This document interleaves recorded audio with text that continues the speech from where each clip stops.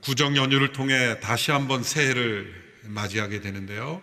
곳곳에서 새해 복 많이 받으라는 메시지를 받을 때마다 좀 당황스럽기도 합니다. 얼마 전에 새해를 맞이했는데 그때 새해를 진정으로 맞이하지 못한 사람들에게 두 번째 찬스를 주는 그런 새해라고 생각을 합니다. 첫 번째 새해는 태양계를 중심으로, 태양을 중심으로 이제 신정을 맞이했고, 두 번째는 달을 중심으로 이제 새해를 맞이했는데, 사실은 우리의 마음이 새로워지지 않으면 이 달력이 바뀌는 새해는 아무 의미가 없습니다. 사람들은 늘 새로움을 추구합니다만, 그러나 구약의 전도서를 기록한 최고의 지혜자의 경험과 고백대로 한다면 해 아래 새 것이 없다라는 그의 고백을 우리는 의미 있게 들어야 합니다. 그도 또한 많은 새로움을 추구했습니다. 지혜와 지식을 발전시키고 개발도 해보고 또 자신의 마음에 원하는 대로 다 해본 것, 그 모든 것의 근본 원리는 새로움을 추구하는 것입니다. 뭐 새로운 거 없을까? 라는 생각에서 사람들은 새로운 기술을 발전시키고 문명을 발전시켜서 세상을 새롭게 하는 것 같지만 사실은 해 아래 새 것이 없다는 말씀은 진리입니다. 그러나 사도행전의 역사를 통해서 보면 해 아래에 새 것이 나타난 것입니다. 새로운 역사가 시작이 된 것입니다. 새로운 사람들의 변화가 나타난 것입니다. 오순절 성령 받은 사람들은 전혀 다른 사람들이 되었습니다. 그러나 그들이 완전한 사람이 되었다는 뜻이 아닙니다. 조금 더 흠이 없는, 결점이 없는 완벽한 사람들이 되었다는 것이 아닙니다. 근본적인 변화가 일어났다는 겁니다. 두려움에 있던 사람들이 담대해졌습니다. 자기 중심적인 사람들이 그리스도의 영광과 나라를 위해 헌신하게 되었습니다. 어부였던 베드로가 설교할 수 있는 지적 능력을 선물로 받게 되었습니다. 사람들의 눈에 보이지 않는 하나님의 나라를 위하여 자신의 삶을 드릴 수 있게 되었습니다. 근본적인 변화가 일어났습니다. 베드로와 요한이 성전 문 앞에 앉아있던 사람, 태어나면서 한 번도 걸어보지 못한 한 사람을 잡아 일으켜 믿음으로 기적을 통해 그를 걷게 하고 뛰게 하였습니다. 놀라운 변화입니다. 그 사람에게 새로운 인생이 열린 것입니다. 이 기적이 중요한 것은 나면서부터 한 번도 걸어보지 못한 인생과 같은 모든 사람의 인생에 새로운 역사가 시작되었다는 것을 보여주는 겁니다. 그것은 태어나면서부터 죄 가운데 태어나고 사망의 권세 아래 태어나기에 한 번도 이 죄와 사망을 벗어날 수 없는 무기력하고 무능력한 인생들에게 죄와 사망을 벗어나는 새로운 시대가 열렸다는 것을 우리에게 보여주는 기적이기 때문입니다. 사람들은 한 번도 걷지 못한 사람이 걷고 뛰자 놀라요 베드로와 요한을 주목하기 시작했습니다. 사람들이 몰려오기 시작했습니다. 그때 이 베드로와 요한은 그 몰려오는 사람들이 자신들을 주목하는 것을 기뻐하지 않았습니다. 도리어 그 사람들에게 반문합니다. 왜 이러한 일을 이상하게 여기는가? 왜 우리를 주목하느냐? 우리를 주목해서는 안 된다. 이 일은 우리가 행한 것이 아니다. 십자가에 못 박혀 죽으시고 부활하신 그리스도께서 그를 믿는, 그분의 이름을 믿는 사람들을 통하여 행하신 기적이다. 우리를 주목해서는 안 되고 그리스도를 주목해야 한다. 참된 증인의 모습입니다. 진정 성령 받은 그리스도의 증인은 자신을 주목하게 하지 않습니다. 흔히 주님을 증거하는 증인이라고 하면서도, 사역자라고 하면서도 자신이 주목받는 것을 기뻐하고 즐거워하는 것은 올바른 증인의 태도가 아닙니다. 매우 위험한 길을 가고 있는 것입니다. 베드로와 요한은 우리를 주목해서는 안 된다. 당신들이 주목해야 할 것은 예수 그리스도이시다. 그리고 그분이 누구인가? 그분이 지금 어떠한 시대를 우리에게 열어 주었는가를 설명해 주고 있습니다. 그것은 태어나면서부터 한 번도 걷지 못한 이 사람이 걷게 된 이 변화와 같이 태어나면서부터 죄와 사망 가운데 처해 있던 인간들이 죄와 사망을 벗어버리고 자유케 되는 새로운 시대가 도래하였다는 것을 사람들에게 알리는 것입니다. 예수님께서도 첫 번째 일으키신 기적이 요한복음 2장에서 물을 포도주로 바꾸시는 기적이었습니다. 그것은 상황적으로는 결혼식에서 부족한 포도주를 공급해 주는 기적이었지만 근본적인 의미는 바로 물이 포도주가 되는 본질적 변화가 일어나는 이 기적이 바로 하나님 나라가 이 땅에 임함으로 우리에게 일어나는 변화를 설명하는 본질적인 새로움의 역사가 시작되었다는 것을 우리에게 보여주는 기적입니다. 예수님의 첫 번째 기적과 사도들의 첫 번째 기적이 이렇게 서로 일맥상통하는 것은 본질적인 새로움이 일어나는 시대가 열렸다는 것을 보여주는 것입니다.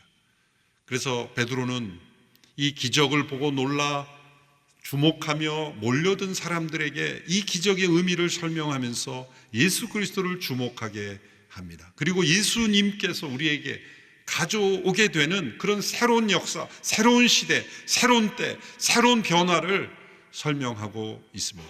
하나님께서 예수 그리스도를 통해 죄와 사망 가운데 있던 이들을 새롭게 구원하시기 위해서 오랫동안 준비하셨고 오랜 예언을 통해서 오랜 역사를 통해 준비하며 바로 그 때가 이르렀다는 말씀을 주고 계십니다. 하나님께서는 만물을 새롭게 하십니다. 그런데 먼저 인간을 새롭게 하십니다.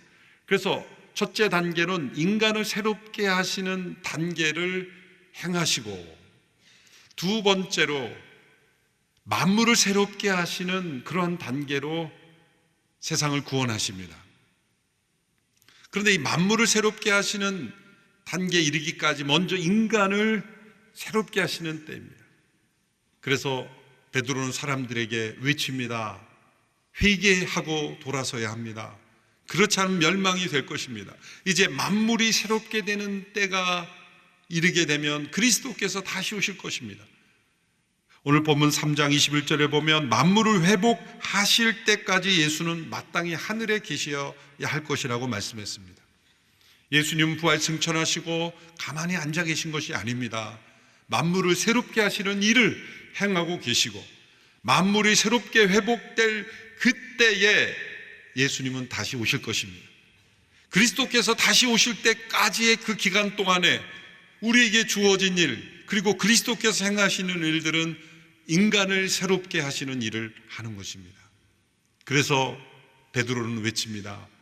회개하고 돌아서야 합니다. 그렇지 않으면 멸망될 것입니다라고 말합니다. 오늘 본문 3장 13절에서 15절의 말씀을 보시면 베드로는 사람들의 죄악을 이렇게 지적합니다. 우리 함께 읽어보겠습니다. 시작. 그러나 여러분은 일찍이 그를 넘겨주었고 빌라도가 놓아주기로 판결했음에도 당신들은 빌라도 앞에서 그것을 부인했습니다. 여러분은 거룩하고 의로운 분을 거절하고 도리어 살인한 사람을 놓아달라고 요청해 생명의 근원 되시는 분을 죽였습니다. 그러나 하나님께서는 그분을 죽은 사람들 가운데서 살리셨습니다. 우리는 이 일에 대해 증인들입니다. 자, 베드로는 자신을 주목하여 몰려든 사람들의 죄악을 지적합니다. 여러분이 거룩하고 의로운 분을 거절했을 뿐만 아니라 죽였습니다. 빌라도가 아무 죄가 없다고 판단했음에도 불구하고 살인자와 바꾸면서까지 예수님을 못 박아 죽였습니다. 그러나 하나님이 그를 다시 살리셨습니다. 자, 이 십자가의 사건을 통해 무엇을 지적하고 있는 것입니까? 사람들의 이 무서운 죄와 악의 상태를 지적하는 겁니다. 자, 여기서 여러분이란 누구를 의미합니까? 베드로와 요한이 일으킨 기적을 보고 몰려든 사람들입니다. 그런데 그 지적의 내용은 뭡니까? 예수님을 십자가에 못 박게 한 그 죄인들을 지적하는데 그 가운데는 예수님의 죽음에 직접적으로 관여된 사람도 있었겠지만 그렇지 않은 사람도 있었을 겁니다. 그것에 모인 모든 사람들이 다 예수님의 죽음에 관여하지는 않았을 겁니다.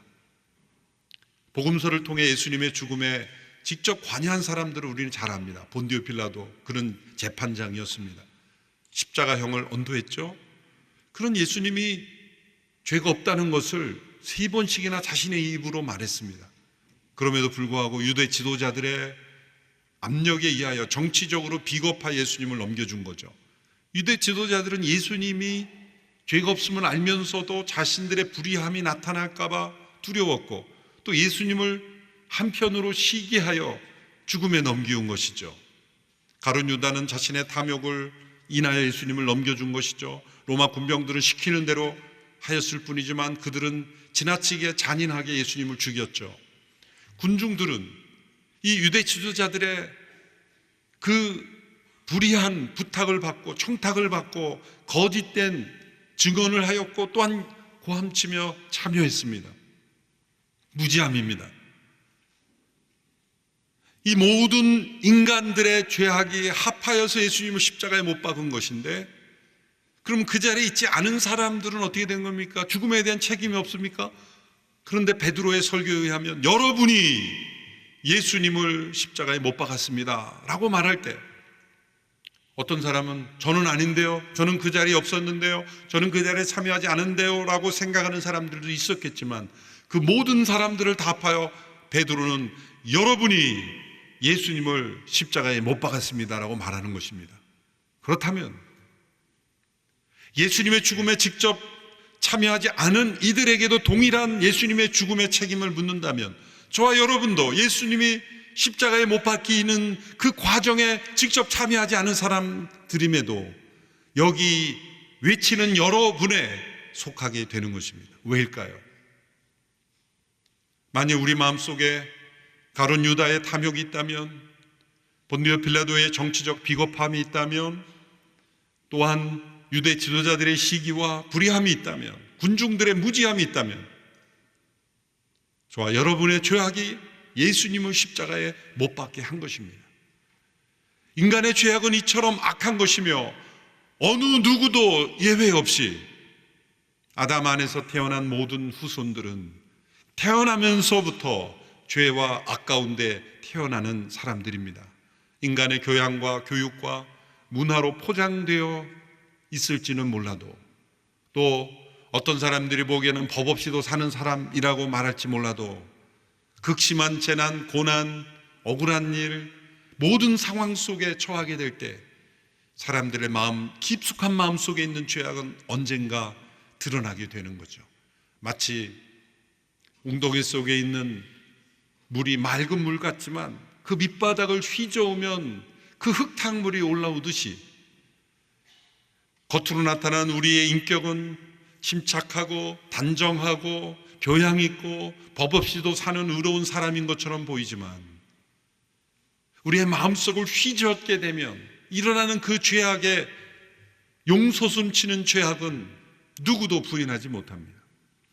그러므로 이 베드로와 요한에게 몰려든 이 사람들을 향하여 여러분이 예수님을 십자가에 못 박았습니다 라고 외치는 이유는 무엇일까요?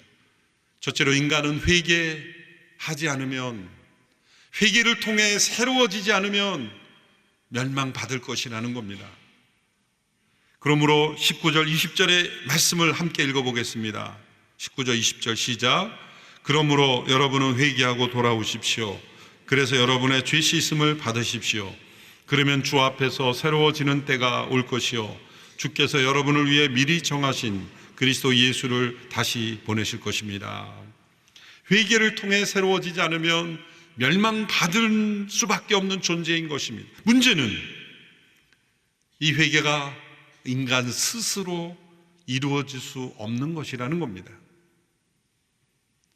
어떤 사람은 생각할 때 내가 굳은 결심과 각오를 가지고 내가 죄를 짓지 않기로 결심하고 돌아서게 하도록 할 수 있다라고 생각할지 모르지만 불가능합니다.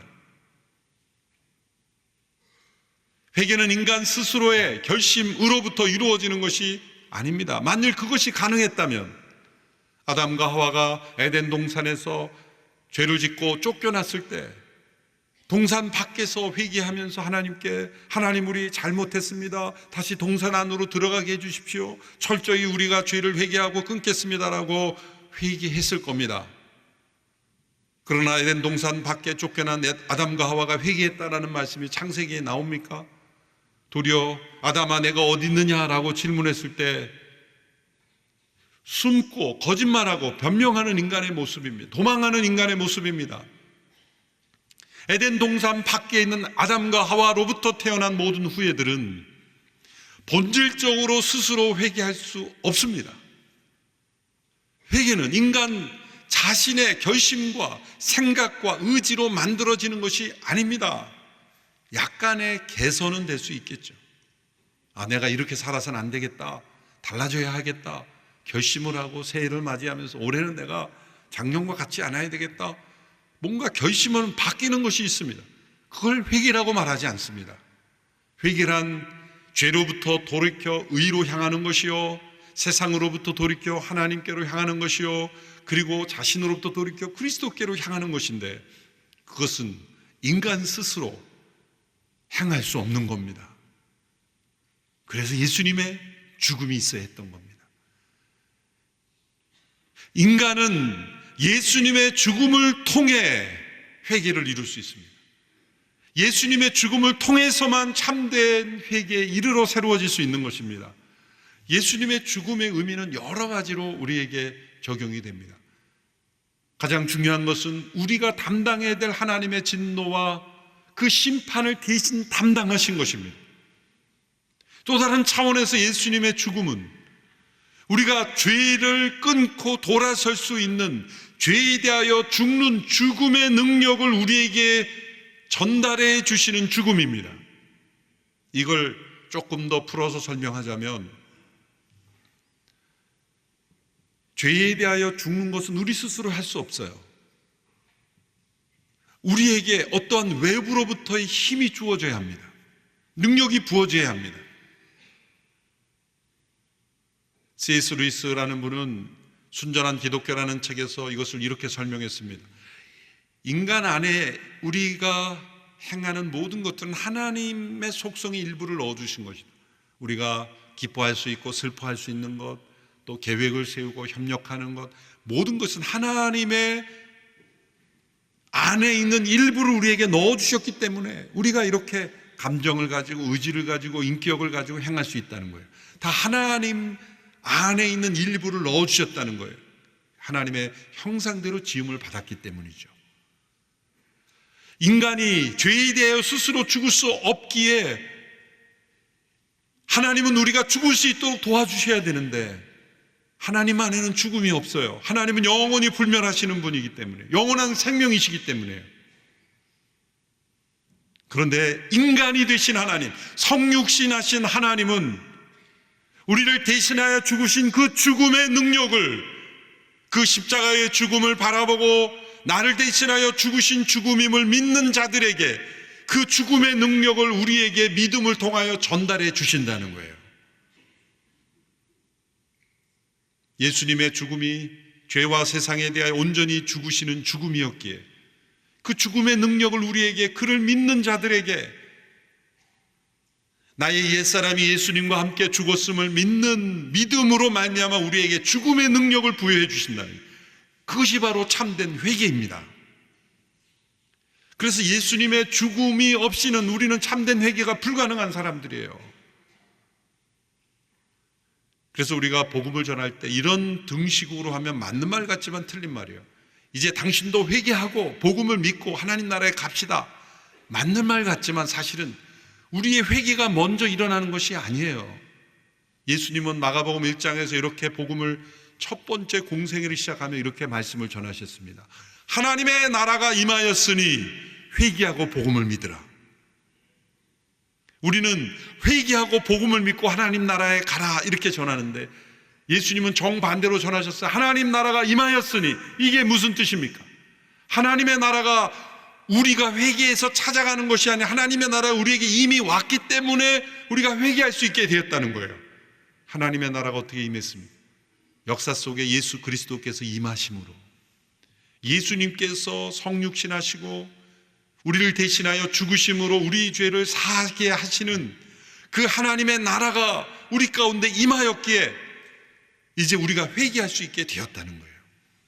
누가복음 15장에서 집을 나간 둘째 아들이 돌이켜 왔을 때, 그가 회개하였을 때, 그의 회개가 의미가 있는 것은 아버지께서 그를 용서하시고 문을 열어 놨기 때문에, 아버지의 집이 열려 있었기 때문에 그의 회개가 의미가 있는 거예요.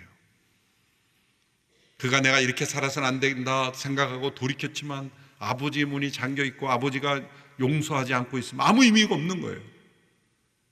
아버지의 집이 열려 있으니, 아버지가 용서했으니, 아버지가 너를 받아들였으니 회개하고 돌아오라. 이것이 복음입니다. 그러므로 예수 그리스도의 죽음을 통해서만 우리가 참된 회개를 하며 또한 죄 씻음을 받게 되는 것입니다. 구약의 역사를 통해 이것을 설명합니다. 오랜 역사 동안 많은 인물들 또 예언자들을 통하여 우리가 예수 그리스도의 죽음을 통해 회개와 죄 씻음을 받게 되는 날이 올 것이라 이 때를 예언했다는 거예요. 먼저 모세를 예를 듭니다. 모세에게 주신 율법의 의미가 무엇인지 아느냐? 그것은, 율법의 의미는 우리는 회개하지 않으면 멸망받을 수밖에 없는 존재이며 모세와 같은 선지자를 보낼 것인데 그를 믿지 아니한 자는 멸망당할 것을 이미 예언하셨다. 그 말씀을 22절, 23절의 말씀에 하고 있습니다. 우리 같이 함께 읽어보겠습니다. 22절, 23절 시작.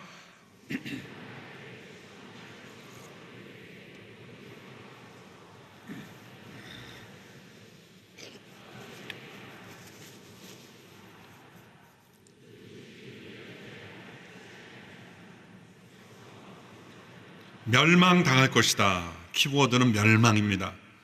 모세의 율법을 통해 주신 메시지는 율법 앞에 섬으로 인간은 회개해야 될 존재이며 회개해야 될 죄가 안에 있으며 회개하지 않으면 멸망당할 것이며, 그러나 모세와 같은 선지자 곧 장차 오실 예수 그리스도를 통하여 회개할 수 있게 될 것인데 그를 받아들이지 않은 자는 멸망당할 것이다 예언했다는 겁니다. 또 하나의 예를 듭니다. 아브라함입니다. 그 아브라함에게는 약속하신 복이 있다고 말했습니다. 25절의 말씀도 함께 읽어보겠습니다. 시작.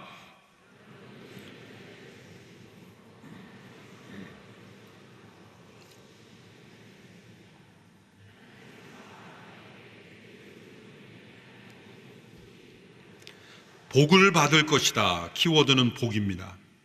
아브라함에게는 땅의 모든 족속이 복을 받을 것이라고 말씀하셨습니다. 이 복은 무엇일까요? 이것은 회개하는 자에게 주시는 복입니다. 지금도 유대 사람들은 이 아브라함에게 주시는 복을 이 세상에 속한 지리적으로, 혈통적으로, 경제적으로 받는 복으로만 해석하는 것이 문제이죠. 모든 족속이 복을 받을 그 통로가 되는 이 복은 어떤 복입니까? 그것은 장차 오시는 예수 그리스도, 그분을 통하여, 그분의 죽음과 부활을 통하여 회개하는 자에게 주시는 복입니다. 베드로는 모세를 먼저 인용하였고 아브라함을 나중에 인용하였지만 구약 역사 속에서는 어느 인물이 더 먼저 나옵니까? 하나님이 아브라함을 먼저 부르셨습니까? 모세를 먼저 부르셨습니까? 너무 어렵습니까? 아브라함을 먼저 부르셨습니다. 아브라함을 먼저 부르셔서 복을 약속하셨어요. 그리고 모세를 통해 멸망을 경고하셨어요. 그것은 하나님의 본심이 무엇인가를 보여주는 겁니다. 하나님의 본심은 멸망과 저주와 심판이 아니라 구원과 회복과 새롭게 하시는 복이라는 겁니다. 그 복은 무엇입니까? 회개를 통해 이 멸망의 자리에서 복의 자리로 옮겨가는 것입니다. 사람들은 회개하라는 말을 굉장히 불편해하죠. 회개하라. 그러면 저주하는 것처럼 느낍니다. 나를 무시하는 것처럼 느낍니다. 그러나 회개하라는 외침은 멸망의 자리에서 복의 자리로 나갈 수 있는 길이 열렸다는 기쁨의 소식입니다. 이것을 위해서 예수님이 세상에 오셨죠. 예수님이 세상에 오셨을 때는 역사 속에 단 한 번으로 오시지 않았어요.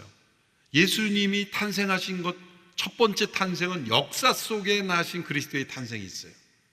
이것은 성육신하신 예수님이 베들레헴의 마리아와 요셉을 통해 나신 그분이에요. 그분은 고난받고 우리를 대신하여 죽으셨고, 그 죽음을 통해 우리의 옛사람이 함께 죽음에 넘기우게 되므로 우리가 회개할 수 있도록 하시는 죽음을 위해서 탄생하신 거예요. 이 세상에 죽기 위해 태어난 분은 오직 한 분, 예수 그리스도이십니다. 그분의 죽음을 통해 우리가 회개할 수 있고 복의 자리로 나갈 수 있게 하시기 위해서 탄생하죠. 그러나 예수님의 탄생은 거기서 그치지 않습니다. 죽으시고 부활하신, 승천하신 예수님께서 성령 안에서 두 번째 탄생을 하시는데, 그것은 내 안에 나시는 그리스도의 탄생이에요. 그렇게 표현할 수 있습니다. 역사 속에 태어나신 예수님은, 부활 승천하신 그분, 십자가에서 죽으시고 부활하신 그분이 이제 성령으로 말미암아 내 안에 그리스도의 생명이 태어나시는 역사를 이루십니다. 그것이 아브라함에게 약속하신 진정한 복이에요. 그건 뭡니까? 우리의 자연적 생명 안에 그리스도의 생명이 태어나는 거예요. 여러분, 우리의 자연적 생명은 나이가 들어감에 따라 이렇게 한 30세까지는 성장하다가 그 다음에는 퇴화하지 않습니까? 시간이 흐름에 따라서 이렇게 성장과 퇴화를 합니다. 그러나 우리 안에 태어나신 그리스도의 생명은 결코 늙지 않습니다. 영원한 청춘입니다. 사도 바울은 이것을 겉사람과 속사람, 옛사람과 새사람 이렇게 비유를 했죠.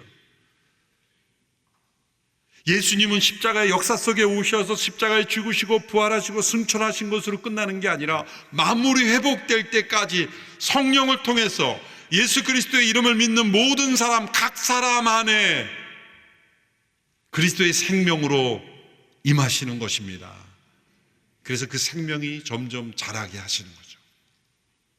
예수님을 믿는 사람들에게는 이 숙제가 있는 겁니다. 우리의 자연적 생명, 이 영적 생명, 그리스도의 생명을 가두어 두는 거, 아니면 그리스도의 생명이 점점 자라나 우리의 자연적 생명을 새롭게 하는가? 무엇에 의하여 더 지배를 받는가? 과연 우리는 우리 안에 있는 그리스도의 생명이 점점 자라고 있는가? 우리의 육체적 자연적 생명도 자라기 위해서는 영양 공급이 돼야 되죠. 그리스도의 생명도 마찬가지입니다. 그리스도의 생명이 자라기 위해 영양 공급은 하나님의 말씀과 기도임에 성령의 임재입니다. 그리고 가장 이 성장이 빨리 되는 영양은 바로 순종입니다. 하나님의 말씀에 순종할 때 우리 안에 있는 그리스도의 생명은 풍성히 자라납니다.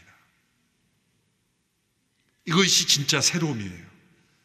사람들은 우리의 자연적 생명을 새롭게 하는 것을 추구합니다. 얼마나 사람들이 새로움을 원합니까? 전도서 기자처럼 새로운 세상, 새로운 환경, 새로움을 늘 추구합니다. 그래서 가보지 않은 여행지도 가보고 싶고, 그렇지 않습니까? 늘 새로운 곳을 찾아다니고 나서 그렇게 돌아다니면서 집에 와서는 역시 집이 최고야. 끊임없이 새로움을 추구하면서,